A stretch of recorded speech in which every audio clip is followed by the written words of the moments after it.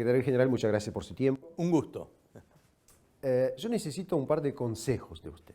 No es una entrevista, es una colección de consejos. Yo estoy para recibir consejos, pero bueno. Bueno, represento la Asociación Global Energy, la energía global. $540.000 anuales, otorgado por un comité internacional. Hemos triplicado todas las cifras en este último año. Hubo 12 países que participaron en el proceso de nominaciones, son 36. 39 postulaciones, son 94. Tan solo 2 de América Latina, Uruguay y México. Sí, las nominaciones son quizás un poco difíciles. La energía tradicional, por lo menos en un par de ocasiones, los ganadores se hicieron premio Nobel al año siguiente. Energía no tradicional, también quizás los centros más importantes de investigación están en Europa y Estados Unidos. Pero la tercera, las nuevas aplicaciones de energía, es obviamente una cosa, pero pegada a Latinoamérica. Tan solo 2 postulaciones. Necesito su consejo. ¿Qué hago yo para promover el premio? $540.000 en el ámbito latinoamericano. ¿Qué digo a los latinoamericanos? Y quizás qué sectores de energía diría usted que son los sectores estrellas acá. El tema de la energía, que es vital, no solo desde el punto de vista económico, sino desde el punto de vista ambiental y estratégico para un país como el Uruguay. Y para Aladi. Y para Aladi. Estamos hablando de Aladi. Pero el Aladi tiene sus distintas expresiones, que no necesariamente son una visión genuinamente integradora. Como tampoco lo es la energía. Si usted toma el Mercosur, ninguna de las represas construidas entre los países de Mercosur, Itaipú, Yacyretá y Salto Grande. Para que la gente entienda, estamos hablando de la frontera paraguayo-brasilera, Paraguayo-Argentina y Uruguaya. Ninguna de esas represas hidroeléctricas, que es una fuente muy importante de generación de energía, está habilitada para exportar energía a un tercer país del Mercosur. Eso demuestra... ¿Por razones políticas o técnicas? Más razones políticas que razones técnicas. Porque en realidad está el sistema de transmisión. Yo fui ministro de Energía, entonces yo puedo, y lo conozco desde hace un tiempo. Está todo el sistema de transmisión de la energía, que obviamente recorre todas estas represas, más también la interconexión, que además, en el caso del Brasil, tiene energía diferente. Nosotros somos 220 y Brasil 110. A la estadounidense. Es decir, eso quiere decir que la integración en esto tiene un enorme debe, por decirlo así. Pero además, en materia energética, está el tema nuclear, donde Argentina y Brasil tienen un porcentaje reducido, más la Argentina fundada en los inicios de la política energética de Perón, que Brasil, pero no abandonan esos proyectos que andan entre el 5 y el 10% de la matriz energética. No lo tiene el Uruguay porque eso fue una decisión política que tomó el presidente Vázquez en su momento, a pesar de la opinión que teníamos algunos de que habría que... ¿Quizás valdría la pena? Que valdría la pena no solo por lo limpio, más allá de lo peligroso, sino porque acá en el Uruguay, aún no teniendo una planta nuclear, cualquier problema que sucediera en la planta argentina nos podría terminar a nosotros. De manera que está. Pero, es decir, el gran tema en general es que la energía el ciudadano lo mira en función del costo, pero no lo mira en función, en general, digo, en función de lo que es su contribución a un mejor estilo de vida. Ni siquiera en las políticas públicas la energía o la política energética es un elemento que hace la diferencia en preferencia electoral. Disculpe que lo esté interrumpiendo. Le doy un ejemplo técnico, pero muy interesante en cuanto al tema de precio. La receta de moda ahora es tomar energía desde el aire, solar, viento, y aplicar esta electricidad para el proceso de la hidrólisis para producir hidrógeno. Uno quema hidrógeno, no produce CO2, todo muy lindo. Exactamente. El problema es que una tonelada del hidrógeno verde producido así cuesta de 3 a 6.5 veces más en comparación con una tonelada de hidrógeno producida a base del gas natural. Ahora, en Europa, en Norteamérica, algunos países así, un gobernante viene a la población y con dificultades, pero sí logra convencer a la población que vale la pena pagar más porque esto significa un mundo más limpio. ¿Es aplicable esto para el mundo en desarrollo? El costo, no necesariamente, el tema no es tanto el costo sí, pero no es porque la fuente de energía, porque no es un elemento de decisión, vamos a decir, calificada o elaborada. Esto como la estrategia en materia de política comercial, algunos instrumentos que se van aplicando. En realidad es un tema, y ahí es donde yo hago mucho hincapié, es que en América Latina, si existiera, y es un tema que podríamos ver en algún momento, si existiera como expresión homogénea, en América Latina hay más estatistas que estadistas. Es decir, estatistas no en el sentido ideológico, en el sentido de que el Estado o el gobierno o el poder es una expresión de corto plazo.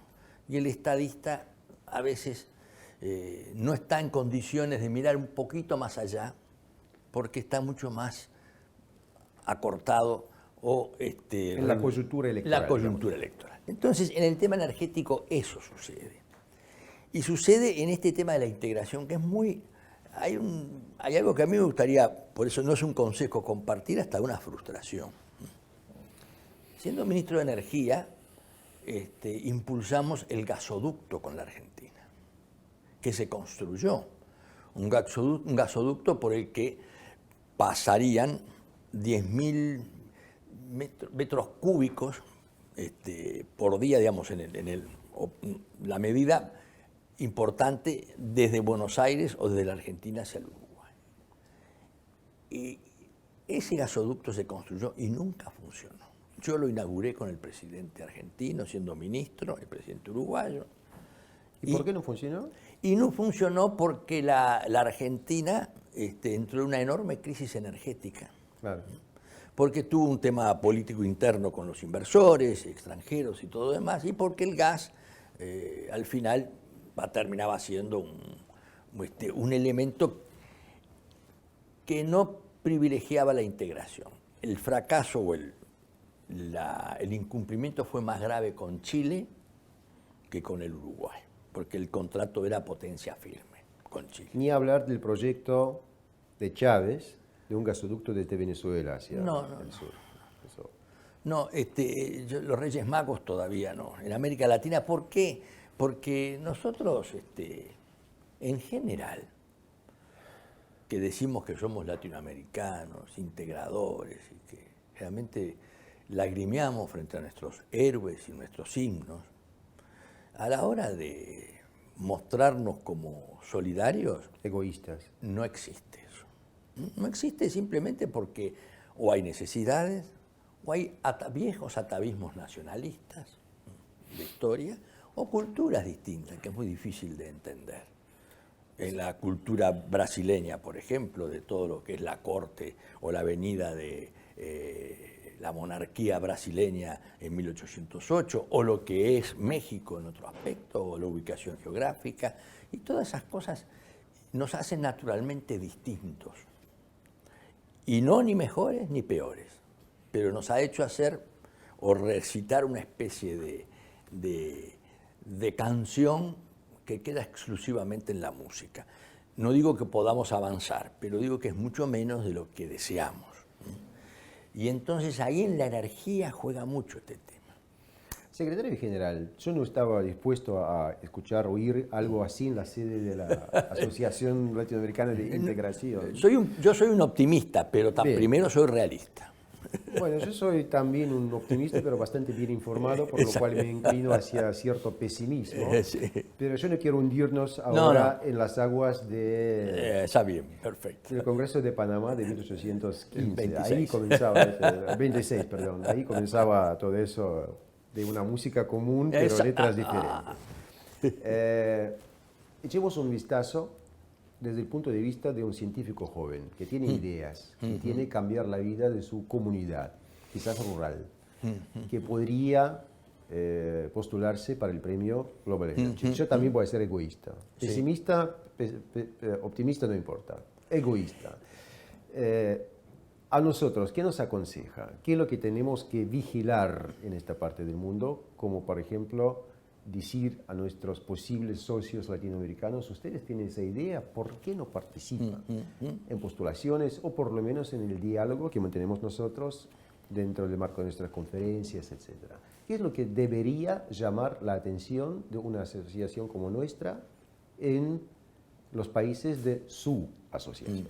Las organizaciones, los institutos de investigación y los jóvenes y profesionales que tuvieran una visión de mediano plazo, que pudieran leer el nuevo mapa geopolítico, que supiera de qué estamos hablando cuando se habla de Gazprom, por ejemplo, de qué estamos hablando cuando se habla del fracking, de qué estamos hablando cuando se habla de vaca muerta, por ejemplo, en Neuquén, Argentina. en Argentina. Sí.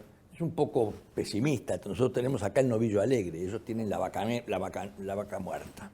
Esa es la diferencia que nosotros... Yo tengo un sentido del humor bastante... Porque si no, estaría... Entonces, en ese esquema, el saber de qué estamos hablando, de lo que es una política pública, de lo que es el bienestar, y no es tanto lo redistributivo, sino de la calidad de vida. Y eso es lo que yo me fijaría, en qué lugar o en qué organización o qué jóvenes o qué estudiantes o qué proyecto, incluso dentro del propio gobierno si existieran, pudieran tener ese tipo de visión. Por ejemplo. Aquí estamos nosotros para eso. Aquí estamos nosotros. Por ejemplo, aquí nadie está diciendo, pero ¿y cuánto tiempo va a durar la dependencia del automóvil con el petróleo? Se puede pensar uno u otro de lo que... Pero nadie está diciendo, miren que esto, como va la tecnología y como va incluso las estrategias, el gas puede ser que se defienda, pero el petróleo va a tener sus dificultades. Y si esto va de esta manera, y además esto del CO2 y todo lo demás, y la discusión inclusive hasta del propio metano, que hay gente que... Usted está quemando leña. Exacto, pero eso está, lo podemos discutir algún día, porque hay una enorme discusión, incluso científica, sobre todo del ganado nuestro, que es en el balance final, técnicamente no es lo que se dice generalmente de lo que es la emisión del metano. Digo, todo esto porque necesita estudios, pero también necesita visión no solo de política nacional, sobre todo un uruguayo. Yo estoy en Aladi y soy funcionario internacional. Pero Uruguay tiene 3,5 millones de habitantes. Como alguien decía, el ser uruguayo no es una condición, es una profesión. Inevitabilidad. Inevitabilidad. Exactamente. Entonces, Beto Alferé lo dijo. Exacto. Entonces, todo eso, esa visión que además nos hace, y ahí está el tema, nos facilita la inteligencia molesta. Porque el que no tiene un gran interés que anteponer o que presionar, y tiene la capacidad de pensar y de poder razonar casi con un sentido un poco más independiente del interés, es mucho más constructivo y menos nocivo. Por eso, una vez que a mí me tuve el honor de presidir la ronda Uruguay del GATT, cuando terminó, yo era el presidente, lo llevé hasta la OMC, la Organización Mundial de Comercio, y entonces un ministro en Marruecos me dijo, los uruguayos, qué extraño, dice, tan chicos y siempre haciendo ruido.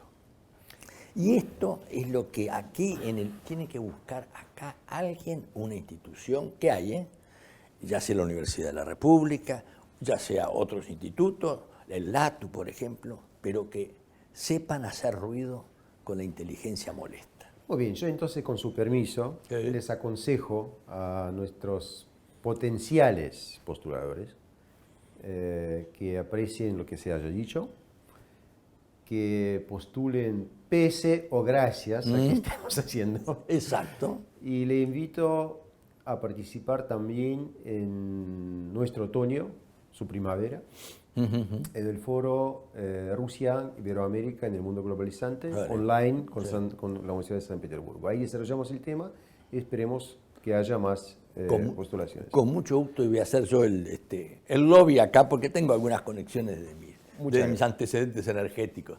Muchas gracias.